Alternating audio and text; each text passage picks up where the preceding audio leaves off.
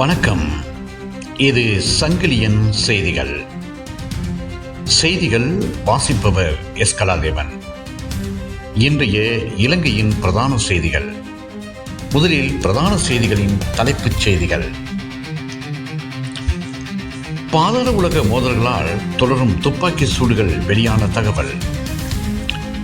லசந்த விக்ரமசேகர கொலை விவகாரம், துப்பாக்கிதாரிகள் கைதாகும் தினத்தை அறிவித்த அரசாங்கம். இசாரா விசாரணையில் சிக்கிய ஈஸ்டர் குண்டு தாக்குதல் குற்றவாளி யாழில் சிக்கிய நபர். இறுதி யுத்தத்தின் போது வெள்ளை கொடியுடன் சரணடைந்தவர்கள் சுவேந்திர சில்வாவின் அனுமதியுடனேயே சுட்டுக் கொல்லப்பட்டனர். பொன்சேகாவை கூறியதால் தண்டிக்கப்பட வேண்டும் கோடீஸ்வரன் எம்பி. போதைப்பொருள் ஒழிப்புக்கு புலிகளின் சட்டத்தை நீங்களும் பின்பற்றுங்கள். இனி விரிவான செய்திகள். பாதாள உலக மோதல்களால் தொடரும் துப்பாக்கி சூடுகள் வெளியான தகவல்.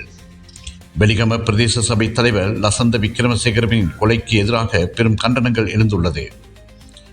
பாதாள உலக மோதல்கள் மற்றும் அரசியல் மோதல்கள் காரணமாக இருந்த கொலை இடம்பெற்றுள்ளதாக கூறப்படுகின்றது.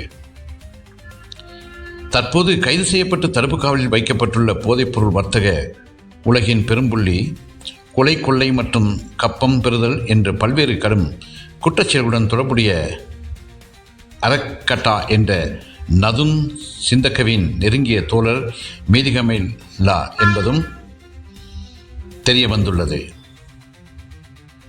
இந்த நிலையில் கொலையுடன் 3 உள்ளூராட்சி மன்றங்களின் 3 தலைவர்கள் கொல்லப்பட்டதுடன் அவர்கள் மூவரும் தென் மாகாணத்தைச் சேர்ந்தவர்கள் என்பது தெரிய வந்துள்ளது.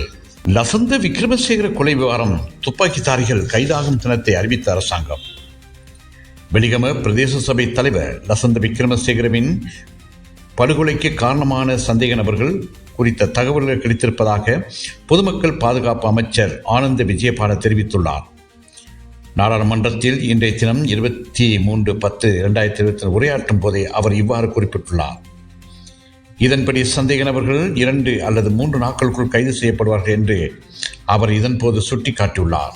இசாரா விசாரணையில் சிக்கிய ஈஸ்டர் குண்டு தாக்குதல் குற்றவாளி யாழில் சிக்கிய நபர். குற்றச்செயல்களுடன் தொடர்புடையதாக கைது செய்யப்பட்டுள்ள இசாரா செவ்வந்தியை யாழ்ப்பாணத்திலிருந்து இந்தியாவுக்கு மீன்பிடி படகில் ஏற்றிச் சென்ற ஆனந்தன் என்ற பிரதான சந்தேக நபர் தொடர்பில் மேலும் பல தகவல்கள் வெளியாகியுள்ளது. ஈஸ்டர் ஞாயிறு தாக்குதல் தொடர்புடைய பல சந்தேக நபர்களையும் கடல் வழியாக தப்பிச் செல்ல ஆனந்தன் என்பவரை ஏற்பாடு செய்துள்ளதாகவும் விசாரணைகள் தெரிய வந்துள்ளதாக கொழும்பு குற்றப்பிரிவு தெரிவித்துள்ளது.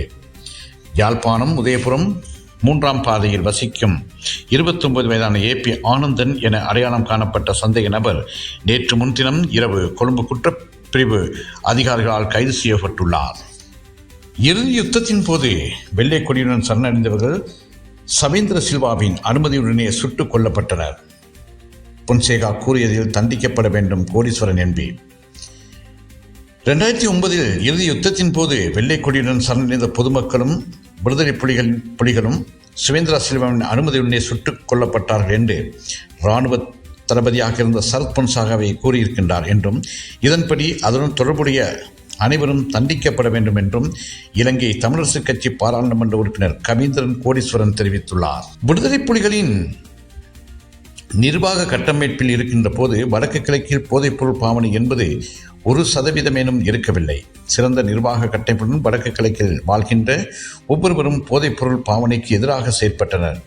அதுபோன்ற சரியான சட்டத்திட்டங்கள் விதித்து இந்த நாட்டில் போதைப்பொருள் பாவனையை ஒழிக்க நடவடிக்கை எடுக்க வேண்டும் என்று இலங்கை தமிழரசுக் கட்சி பாராளுமன்ற உறுப்பினர் கவீந்திரன் கோடீஸ்வரன் தெரிவித்தார்.